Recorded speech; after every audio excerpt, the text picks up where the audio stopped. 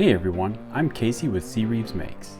I recently got some really cool woods from the exoticwoodzone.com and I've been toying with the idea of making a crazy style cutting board, so let's get started. I'm going to cut a few corners here as there are a ton of ways to make a cutting board. I will jump right into the glue up after cutting all the boards to the various thicknesses that I wanted. The key here is to keep it random. Then I glue everything together and clamp it up. After that dried, I flattened it and sanded it. Now it's time to get crazy. I picked an angle somewhere around 22 degrees and started cutting that board blank into random width strips. I used the crosscut sled to accomplish this.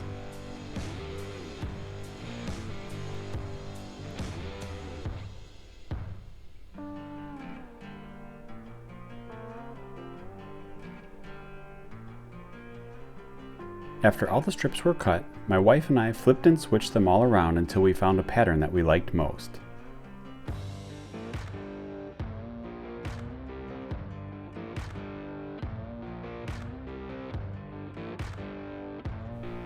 We then glued that up and let it dry.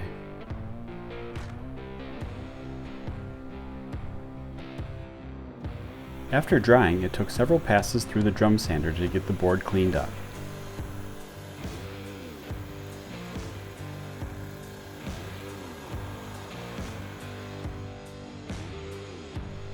I squared the board up on the crosscut sled and its final dimensions were 18 inches by 14.5 by 1.5 inches. To keep the theme, I added a large 22-degree chamfer to all four sides to act as a handhold area. Then it was on to lots of sanding. I have a standard pattern that I follow when I sand. I start at 80 to 100 grit depending on the wood and the current state of the board. Then I work to 120, 150, 180, and then 220. Then I use water to raise the grain on the board and let it dry completely. I then re-sand at 220 and then 320. This gives the board a satiny soft feel.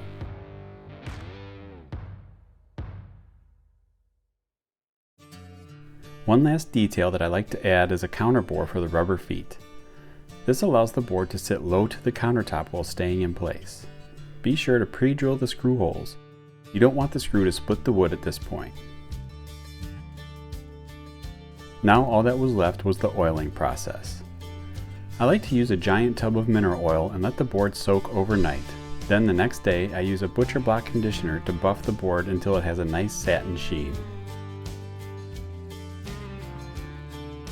I added the 4 rubber feet and the board was done.